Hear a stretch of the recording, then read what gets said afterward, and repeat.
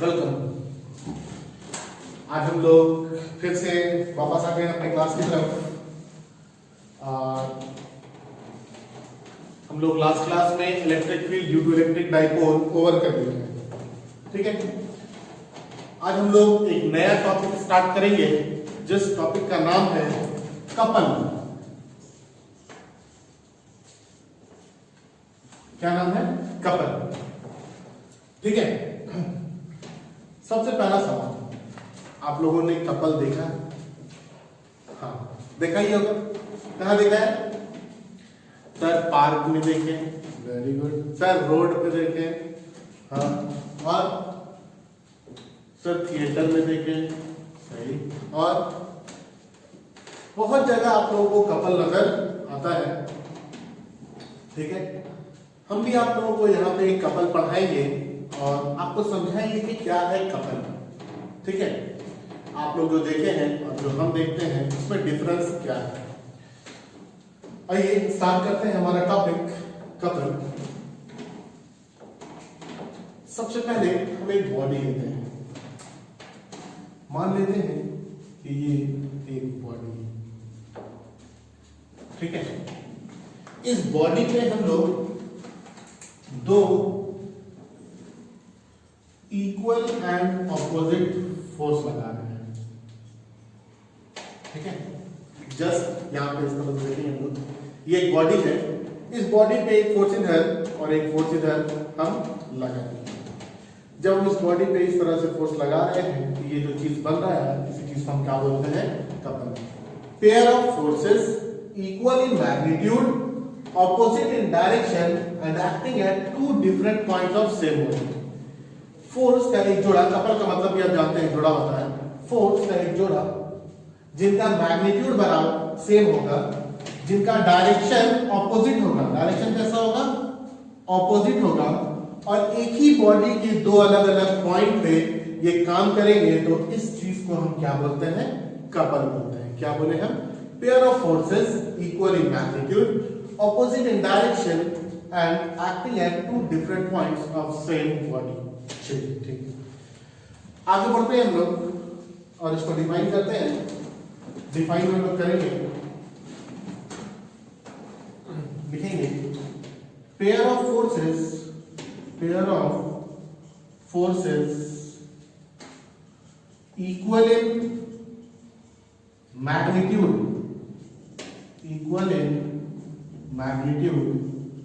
and opposite in direction and acting at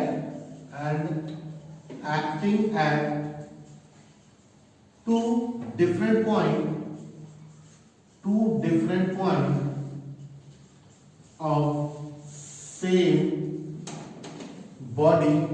of same body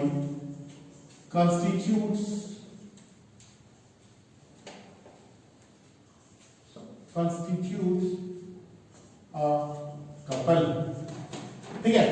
अब देखिए, आप लोग कपल को क्या करते देखे हैं? आप लोग कपल को देखे हैं घूमते हुए, हाँ या नहीं? तो कपल का काम होता है घुमाना, ठीक है। जस्ट उसी तरह से यहां पे भी हम लोग देखेंगे कि कोई भी बॉडी अगर रोटेट कर रहा है तो वहां पे जरूर से कपल लग रहा होगा। आप सुबह में उठते हैं, अपने रूम का दरवाजा खोलते हैं तो वो दरवाजा इस तरह से ओपन होता है। ये यहाँ पे क्या काम कर रहा है? कपल काम कर रहा है, मतलब रोटेशन प्रोड्यूस करेगा। कपल का काम है रोटेशन प्रोड्यूस करना, ठीक है। क्या बोले हम? कपल का काम है रोटेशन प्रोड्यूस करना। तो इस चीज को हम जानते हैं टॉर्क के नाम से। टॉर्क और moment of couple, moment of torque या फिर मोमेंट ऑफ कपल, इसको हम टाउ से लिखते हैं। किसी से? टाउ से। कोई कपल कितना घुमा सकता है, कितना रोटेट कर सकता है, कितना रोटेशनल इफेक्ट प्रोड्यूस कर सकता है, इस चीज को हम बोलते हैं मोमेंट ऑफ कपल या फिर टॉर्क। क्या बोले हम? कोई कपल कितना रोटेशनल इफेक्ट प्रोड्यूस कर सकता है, उस चीज को हम बोलते हैं मोमेंट ऑफ कपल या फिर torque. Amount of rotational effect amount of rotational effect produced by a couple is known as moment of couple or torque। अब देखिए हम इसको कैलकुलेट कैसे करते हैं, ठीक है। कपल को कैलकुलेट कैसे करते हैं, मान लेते हैं कि ये दो फोर्स है और ये जो दो फोर्स है इन दो फोर्स के बीच की परपेंडिकुलर दूरी है कुछ l। कौन सी दूरी? परपेंडिकुलर दूरी है, कितनी है? l। तो ये जो टॉर्क होता है, टॉर्क ये प्रोडक्ट होता है perpendicular distance between the line of action of force into force का। टॉर्क क्या होता है? टॉर्क ये प्रोडक्ट होता है perpendicular distance between the line of action of force and force के प्रोडक्ट को हम क्या बोलते हैं? टॉर्क बोलते हैं, ठीक है। तो यहां पे हम इसको लिख सकते हैं torque is equal to perpendicular distance कितना है? l है, और ये फोर्स कितना लग रहा है? F। तो tau is equal to l into F भी हम लिख सकते हैं, ठीक है। तो हम यहां पे लिखते हैं torque is given by torque is measured by the product of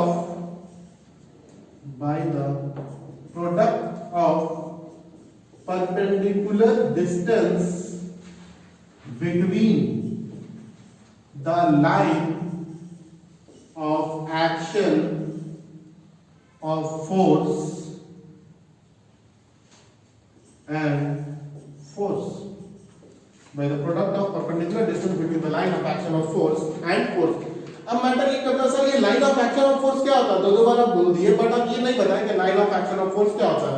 तो देखिए जिस लाइन पे फोर्स काम कर रहा है, यहाँ पे इस लाइन पे फोर्स काम कर रहा है और यहाँ पे इस लाइन पे फोर्स काम कर रहा है, जिस लाइन पे फोर्स काम कर रहा है इसी लाइन को हम बोलते हैं line of action of force. जिस लाइन पे फोर्स काम करेगा वो लाइन क्या कहलाएगा? Line of action of force कहलाएगा। तो आप लोग पहले इतने दूर तक कॉपी करेंगे।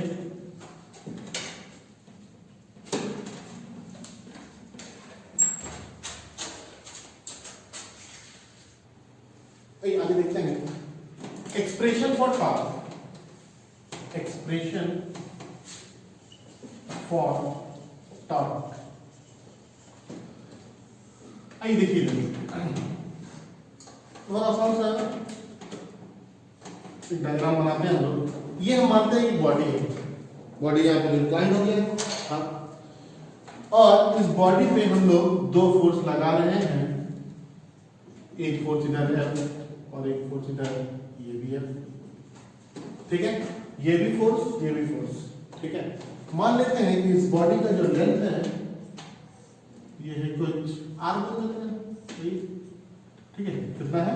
r है, ओके। देखिए इस फोर्स का लाइन ऑफ एक्शन ये वाला है और इस फोर्स का लाइन ऑफ एक्शन ये वाला है, इसी लाइन पे काम कर रहा है, ठीक है। हमको बोला गया है कि टॉर्क जो होता है ये प्रोडक्ट होता है perpendicular distance between line of action of force. क्या ये परपेंडिकुलर दूरी है? नहीं, ये तो इंक्लाइन है। परपेंडिकुलर दूरी कौन सी होगी? ये वाली होगी। हम मानते हैं कि ये एंगल कितना है? थीटा, ठीक है। आइए F क्या है? ये फोर्स। टाउ क्या है? ये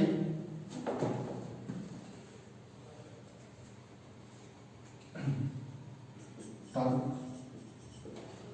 ठीक है। आइए देखिए हम लोग जानते हैं टॉर्क जो है ये क्या हो जाएगा? Product of perpendicular distance between line of action of force and force का प्रोडक्ट होता है। आइए दोनों चीज कैलकुलेट कर लेते हैं।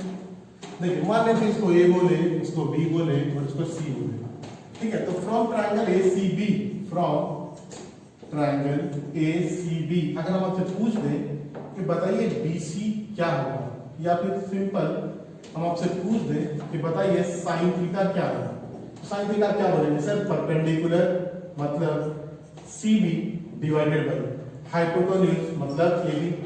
तो C B is equal to कितना हो जाएगा? ए बी साइन थीटा हो जाएगा। तो C B is equal to A B बोले तो कितना? R into sine theta. अगर अब आपसे टॉर्क पूछा जाए तो परपेंडिकुलर डिस्टेंस कितना है? सी बी है और फोर्स कितना है? एफ है। तो tau equal to r sine theta into F, मतलब ये tau equal to r F sine theta हो जाएगा। कोई दिक्कत नहीं है आपको, ओके। ये मैग्नीट्यूड है। अगर हमको इसको वेक्टर फॉर्म में करना है तो क्या करना होगा?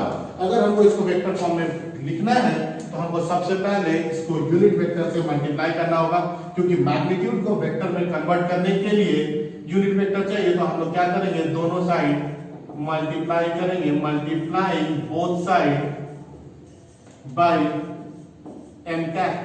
ये यूनिट वेक्टर है क्या? तो tau into n cap, this is equal to rf sin theta into n cap. Tau into n cap, magnitude into direction, क्या देगा ये? वेक्टर। तो ये vector tau rf sin theta n cap, ये क्या हो जाएगा? Vector r cross vector f। ऐसा क्यों? क्योंकि हम लोग पढ़े हैं vector a cross vector b,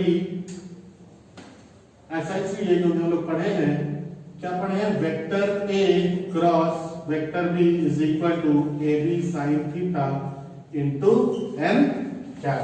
तो ये एक्सप्रेशन है फॉर टॉर्क। इस एक्सप्रेशन को याद रखना है।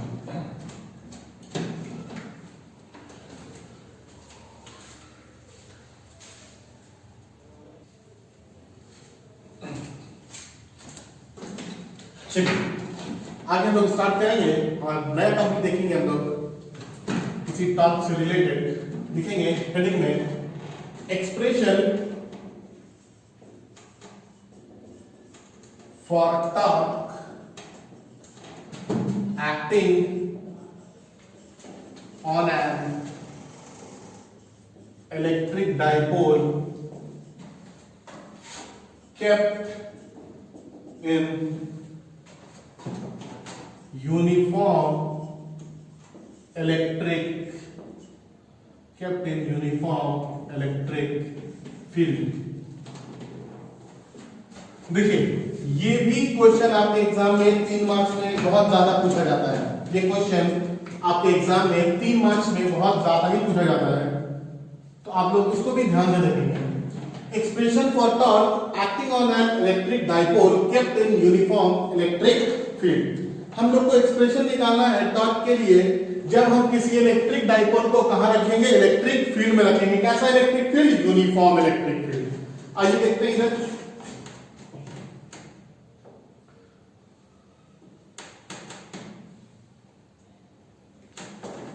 ये हम लोग मान लेते हैं कि ये यूनिफॉर्मली चार्ज प्लेट है और हम लोगों ने पॉजिटिव चार्ज रखा है यहाँ पे। आपको पता है कि पॉजिटिव चार्ज से हमेशा इलेक्ट्रिक फील्ड का डायरेक्शन क्या आता है? बाहर की तरफ। पॉजिटिव चार्ज से इलेक्ट्रिक फील्ड का डायरेक्शन हमेशा बाहर की तरफ। आप लोगों को पहले भी टॉपिक बता चुके हैं, ठीक है। ये एक यूनिफॉर्म इलेक्ट्रिक फील्ड है क्योंकि हम लोगों ने यूनिफॉर्मली चार्ज प्लेट लिया है। अब इस यूनिफॉर्म इलेक्ट्रिक फील्ड में हम लोग एक इलेक्ट्रिक डाइपोल रख देते हैं। ये एक इलेक्ट्रिक डाइपोल हम लोगों ने रख दिया है। ये हम लोगों का डाइपोल है। मान लेते हैं इस डाइपोल का नाम हम दे देते हैं ए बी। यहाँ पे जो चार्ज है ये माइनस क्यू, यहाँ पे जो चार्ज है ये प्लस क्यू, और इसका डाइपोल लेंथ जो है ये 12 है, और इस इलेक्ट्रिक फील्ड का मैग्नीट्यूड ई है। और हम लोगों ने इलेक्ट्रिक फील्ड को किसी से लिख दिया? ई से। देखिए अगर किसी चार्ज को हम इलेक्ट्रिक फील्ड में रखेंगे तो इस चार्ज के ऊपर फोर्स लगेगा, आएगा। अगर किसी चार्ज को हम इलेक्ट्रिक फील्ड में रखेंगे तो इस चार्ज के ऊपर फोर्स लगेगा, और वो फोर्स कितना होगा आपको हम बताए हैं, F is equal to Q into E। याद है E is equal to F by Q, तो F equal to Q into E. Just यहाँ पे भी ये पॉजिटिव है ये नेगेटिव है, ये पॉजिटिव पॉजिटिव था तो रिपल्शन हुआ, ये पॉजिटिव नेगेटिव है तो अट्रैक्शन होगा, और यहाँ पे भी एक फोर्स लगेगा F is equal to minus of q into E. कोई दिक्कत है यहाँ पे? मान लेते हैं कि यहाँ जो ये एंगल थीटा है, ये थीटा का एंगल, ये डाइपोल है तो डाइपोल का डाइपोल मोमेंट होगा, मान लेते हैं डाइपोल मोमेंट कितना है P है, तो हम बोल सकते हैं कि इलेक्ट्रिक डाइपोल मोमेंट और इलेक्ट्रिक फील्ड के बीच का एंगल कितना है थीटा। इलेक्ट्रिक डाइपोल मोमेंट और इलेक्ट्रिक फील्ड के बीच का एंगल कितना है थीटा है। ओके, आइए बढ़ते हैं थोड़ा सा आगे। इस फोर्स का तो लाइन ऑफ एक्शन ये होगा, यहां से हम लोग एक परपेंडिकुलर लाइन ड्रॉ करते हैं, ठीक है। ये एंगल थीटा है तो ये भी एंगल थीटा ही होगा। ए बोले बी बोले, इसको हम बोल देते हैं सी, ठीक है। आइए देखिए ई क्या है? Uniform electric field. ई क्या है? यूनिफॉर्म इलेक्ट्रिक फील्ड, ठीक है। इसके बाद पी क्या है? Electric dipole moment, electric dipole moment, ठीक है। इसके बाद एफ क्या है? फोर्स, एंड टाउ क्या है? टॉर्क। टाउ हम बोलते हैं इसको टॉर्क को। Theta it is the angle between electric dipole moment and electric field. Theta is the angle between electric dipole moment and electric field। आइए हम लोग आगे बढ़ते हैं। अगर हम बोले, हम लोग जानते हैं कि we know that E is equal to F by Q, तो F is equal to E is equal to F by Q, तो F equal to Q into E। कोई दिक्कत तो नहीं। आगे ट्रायंगल देखते हैं। फ्रॉम ट्रायंगल ACB अगर हम आपसे पूछ दें, बताइए बाबू साइन थीटा क्या होता है, आप क्या बोलेंगे? सर परपेंडिकुलर मतलब CB बाय हाइपोटेन्यूज मतलब AB, तो CB इक्वल टू कितना हो जाएगा? CB हो जाएगा AB sin थीटा, और AB आपने कितना लिखा है? A से B, यहाँ डायपोल का लेंथ कितना है? 2L है, तो ये क्या हो जाएगा? 2L sin theta. आपसे अगर बोला जाए कि बताइए टॉर्क क्या होता है, आप क्या बोलेंगे कि sir perpendicular distance between line of action of force into force का प्रोडक्ट, ठीक है। अब देखिए अगर आपसे हम बोले कि perpendicular distance between line of action of force, तो आप क्या बोलेंगे? CB and force is F, तो tau is equal to CB बोले तो कितना? 2L sin theta, and F बोले तो कितना? F बोले तो Q इंटू E, तो ये क्या हो जाएगा? Tau equal to Q into 2L into E into sine theta, तो tau is equal to Q into 2L कितना होता है? इलेक्ट्रिक डाइपोल मोमेंट होता है, तो ये क्या हो जाएगा? PE साइन थीटा था क्यों? Since P equal to Q into 2L, since P equal to Q into 2L, ठीक है। ये हमारे लिए एक्सप्रेशन आ गया for torque. This is the expression for torque. ये मैग्नीट्यूड है। अगर हमको वेक्टर में करना है तो इन वेक्टर फॉर्म, वेक्टर में करने के लिए तो क्या करना होता है? यूनिट वेक्टर से मल्टीप्लाई करना होता है, तो हम क्या करेंगे? दोनों साइड यूनिट वेक्टर से मल्टीप्लाई करेंगे, multiply both side by m cap, तो क्या मिलेगा? Tau into m cap, this is equal to PE sin theta into m cap, tau into m cap. ये मैग्नीट्यूड इनटू यूनिट वेक्टर बोले तो direction, तो ये क्या जाएगा? Vector this is equal to PE sin theta m cap बोले तो vector P cross E। ये जो वेक्टर P क्रॉस E है, टाउ इक्वल टू, ये आपसे ऑब्जेक्टिव में बहुत पूछा जाता है, तो इस चीज को आप लोग याद रखेंगे। ओके, इसको कॉपी करेंगे।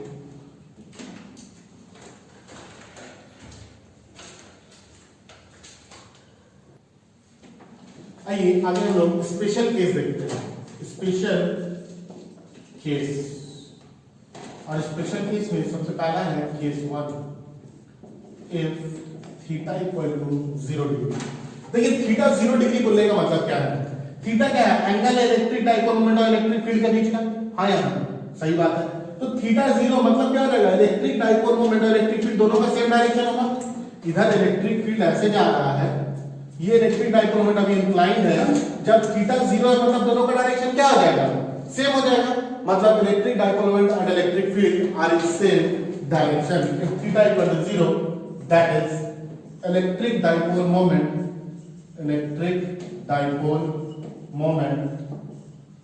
and electric field are in same direction,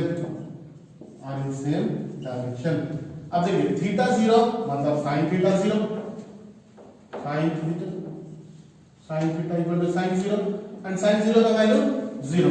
तो tau equal to p sine theta होगा, पी साइन थीटा मतलब पी इंटू 0 मतलब कितना आ जाएगा? 0। तो याद रखना है कि अगर इलेक्ट्रिक डाइपोल मोमेंट ये along the direction of electric field हो तो उस टाइम पे कोई भी टॉर्क नहीं लगेगा डाइपोल पे, ठीक है? मतलब डाइपोल अगर along the direction of electric field है तो यहाँ पे कोई भी टॉर्क नहीं लगेगा। क्या बोले हम? अगर इलेक्ट्रिक डाइपोल ये along the direction of electric field है तो यहाँ पे कोई भी टॉर्क नहीं लगेगा। ओके, नेक्स्ट हम देखेंगे case 2। Case 2, if theta equal to 180 degree मतलब समझते हैं थीटा 180। देखिए ये इलेक्ट्रिक फील्ड का डायरेक्शन है और थीटा 180 है मतलब इलेक्ट्रिक डाइपोल इससे जस्ट ऑपोजिट है। 180 का मतलब क्या होता है? जस्ट ऑपोजिट ही होता है ना। तो थीटा अगर इलेक्ट्रिक फील्ड इधर है, थीटा 180 है तो ये क्या हो जाएगा? इधर सीधा आ जाएगा। मतलब electric dipole moment and electric field are opposite to each other, ठीक है? If theta equal to 0 180 degree is 180 degree that is electric dipole moment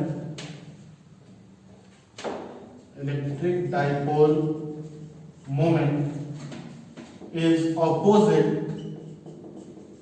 to the direction of electric field। तो sin theta equal to sin 0 sin 180 and sin 180 का value 0 तो torque is again कितना? 0। मतलब के electric dipole या तो along the direction of electric field हो या फिर opposite to the direction of electric field हो, दोनों केस में वहां पे कोई भी टॉर्क नहीं लगेगा। तो यहां पे हम लिखेंगे रिमार्क में if electric dipole is either along the direction of electric field or opposite to the direction of electric field no torque will act, no torque will act। ये आप along the direction भी बोल सकते हैं और opposite भी बोल सकते हैं या फिर पैरेलल और एंटी पैरेलल भी बोल सकते हैं, ठीक है? कि अगर इलेक्ट्रिक डाइपोल ये पैरेलल है to the direction of electric field या फिर इलेक्ट्रिक डाइपोल ये ऑपोजिट एंटी पैरेलल है to the direction of electric field then no torque will act.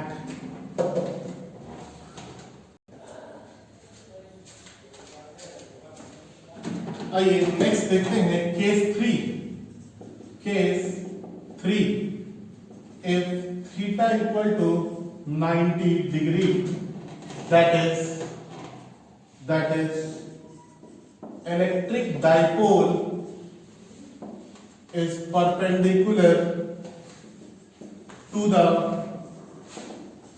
direction of electric field. Electric dipole is perpendicular to the direction of electric field. यही है theta 90 मतलब क्या है? Electric field का direction इधर है, electric field का direction इधर है, इलेक्ट्रिक डाइपोल का डायरेक्शन इधर है, यहाँ पे इलेक्ट्रिक डाइपोल मोमेंट का, तो दोनों के बीच का एंगल कितना हो गया?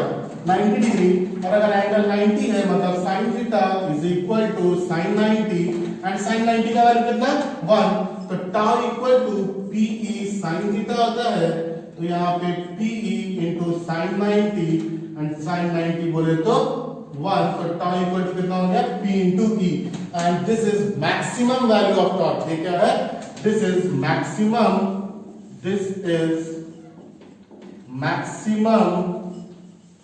value of torque. This is maximum value of torque. ये टॉर्क का मैक्सिमम वैल्यू है।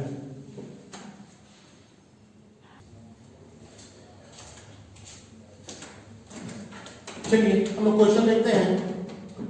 दो क्वेश्चन है। पहला क्वेश्चन है electric dipole of dipole moment field to 10⁻⁻6 coulomb is kept in an electric field of 5 Newton per 7 Newton per coulomb. Find torque acting on the dipole when, ठीक है, हम लोगों को इलेक्ट्रिक डाइपोल मोमेंट दे दिया, मतलब P का value दे दिया है, ये इलेक्ट्रिक फील्ड का वैल्यू दे दिया है। सबसे पहला क्वेश्चन है electric dipole is parallel to the direction of electric field. Special case बताए हैं, आप बता सकते हैं पैरेलल में क्या होगा। पैरेलल में ऑलवेज 0। एंटी पैरेलल में क्या होगा? ये भी 0। यहां परपेंडिकुलर बोला है, परपेंडिकुलर के लिए क्या करना है? P into E कर देना है। और लास्ट क्वेश्चन में बोला है is inclined at an angle of 30 degree, तो यहां पे थीटा 30 है, तो P sin थीटा मतलब P into E into sin 30 करेंगे, ये वैल्यू निकल जाएगा। दूसरा क्वेश्चन है हमारे पास, a dipole has dipole moment, हमको दे दिया है इस डाइपोल का dipole moment P equal to 3i cap plus 2j cap plus 4k cap. हमको दिया है E is equal to 6i cap plus 3j cap plus 2k cap, और बोला है टॉर्क निकालना है, फाइंड टॉर्क। आपको पता है टॉर्क इज इक्वल टू क्या होता है? P cross E। P cross E क्या क्रॉस प्रोडक्ट निकालने आता है आप लोगों को? आप लोगों को बताया गया है क्रॉस प्रोडक्ट किस तरह से निकालना है, तो आप लोग उस तरह से निकालेंगे और इसको सॉल्व करेंगे। Okay then, thank you, that's all for today.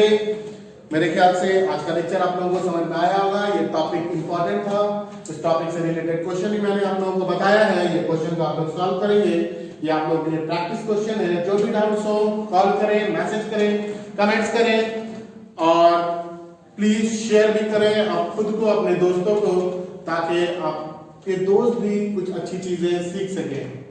Okay, thank you, that's all for today.